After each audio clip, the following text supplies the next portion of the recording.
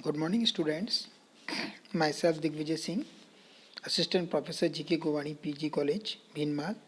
Today we are discussing about the second part of a beautiful poem written by J.M. Hopkins, Pied Beauty. In the first part, we are discussing about the dappled things means spotted things of the nature, and we also compare the creativity of the god and the creativity of the man. Means man and god both are the supplementary of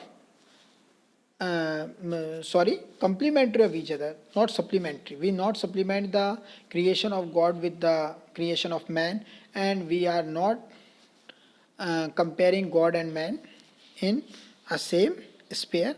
In this second part we are discussing about what are the different part of the beauty of God and the beauty of nature. All things counter original spare strange. और देखो यहाँ बहुत गौर करने वाली चीज़ें हैं, हम थोड़ा पढ़ते हैं पहले इन लाइंस को, फिर इस पर चर्चा करेंगे. All things counter original spare strange, whatever is fickle freckled who knows how, with swift, slow, sweet, sour, a dazzle dim, he father forth whose beauties past change, praise him.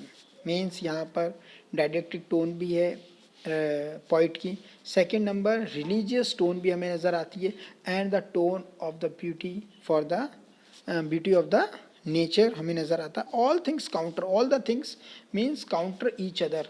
मतलब कोई भी colour जो है वो ऐसा नहीं है जो हमारी आंखों को चुभता हो, या सभी जो जीव जंतु हैं आपस में एक दूसरे को काउंटर करते हैं. मीन्स जैसे सभी एक दूसरे को बचने के उपाय हैं तो भी उनका शिकार आपस में करते हैं. एक मतलब नेचर का जो सर्कल है वो एक दूसरे को काउंटर करते हुए चलता है. मीन्स उसमें अंदर कोई डिस्ट्रक्शन नहीं है. एक नेचर अपने सारी क्रियाओं को कंप्लीट करते हुए चलती है, एक दूसरे को काउंटर करती है. कलर्स भी जो हैं, स्पॉटेड कलर्स हैं, डिफरेंट टाइप के कलर्स हैं, वो एक दूसरे को काउंटर करते हुए चलते हैं नेचर में. ये हमें देखने को मिलता है. ओरिजिनल, और सभी कलर ओरिजिनल हैं, वो किसी तरह से फीके पड़ने वाले कलर नहीं. Spare, spare means spare parts जैसे होते हैं, लेकिन स्पेयर का मतलब यहाँ पे बहुत गहरा मीनिंग यहाँ पे हम समझते हैं. स्पेयर मीन्स आज जो हम काम में ले रहे हैं चीज़ वो भविष्य तक रहे. मीन्स सस्टेनेबल, मीन्स जो हमारा जेनेटिक्स है, हमारे जीन्स हैं, वो सस्टेनेबल है. कि हम जैसे मान लो जो कोई मछली है, जिस तरह की मछली है उसकी संतानें भी उसी कलर की, उसी शेप की होंगी, उसी डिज़ाइन की होंगी, और वो चीज़ें धीरे धीरे धीरे निरंतर बहुत वर्षों में कुछ छोटे मोटे चेंजेस आते हैं. जैसे मनुष्य में भी चेंजेस आते हैं, लेकिन थोड़े थोड़े धीरे धीरे चेंजेस आते हैं. जैसे हम लोग कभी बहुत सी थ्योरीज पढ़ते हैं जेनेटिक्स के बारे में तो हमें पता चलता है, या कोई साइंस के बहुत बड़े एक वो थे जिनका नाम अभी शायद मेरे दिमाग से स्लिप हो रहा है, फिर उसको देखेंगे. स्पेयर स्ट्रेंज, और all the things are strange means different with other. सभी क्या है, एक दूसरे से स्ट्रेंज है, एक दूसरे से डिफरेंट है. कोई भी चीज़ एक दूसरे से मैचिंग नहीं है. मीन्स काउंटर, एक दूसरे को काउंटर करती हैं, बैलेंस करती हैं. Original, all the colours are original. Spare means continuity, continuity है इसमें, निरंतरता का सिद्धांत काम करता है. वो निरंतर आगे से आगे बढ़ रही हैं. जो मुझे उसका राइटर का नाम याद आया, डार्विन. डार्विनिज्म कहता है कि एक सतत जो नेचर है वो भी क्या करती है, सेलेक्ट करती है लोगों को, और जो सेलेक्ट होते हैं वो बच जाते हैं, जो नहीं सेलेक्ट होते वो मर जाते हैं. मतलब कि प्रकृति में जीवित रहने के लिए भी सतत हमें मेहनत करते रहनी पड़ती है. तो सब स्पेयर है, मतलब कि जो भी ये कंटिन्यूटी बनी हुई है, जो जैसा जीव है उसकी वैसी संतान आती है. मतलब जीन्स जो हैं वो कैरी फॉरवर्ड होते रहते हैं. स्ट्रेंज, और all the things are strange with each other, एक दूसरे से सारी चीज़ें स्ट्रेंज है. Whatever is fickle, fickle means changing in colour.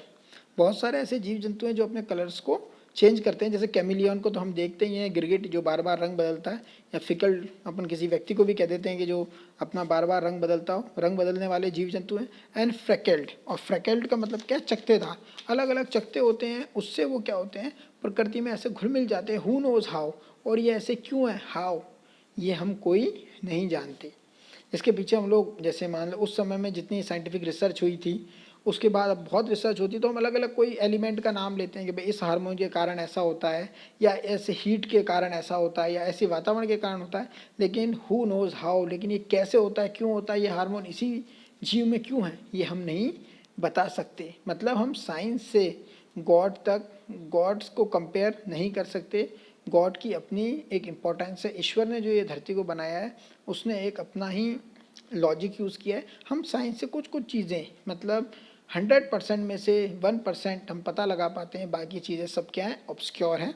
और फिर आगे देखें, with swift slow sweet sour adazzle dim, और सभी चीज़ों में उसने बताया प्रकृति में क्या स्विफ्ट, कुछ तो बहुत फास्ट है, कुछ बहुत स्लो है। जैसे स्लॉथ बियर्स हैं, सोते रहते हैं, धीरे धीरे चलते हैं। कोआलाज हैं, स्लो चलते हैं। स्विफ्ट, और स्विफ्ट चलने वाले बहुत सारे जानवर हैं। खरगोश है, कोई उड़ने वाले पक्षी हैं जो बहुत लंबी लंबी यात्राएं करते हैं। कोई चीज़ स्वीट है, कोई चीज़ सौर है, खट्टी है। एडेजल, कोई चीज़ चमकदार है और कोई चीज़ बिल्कुल डिम है।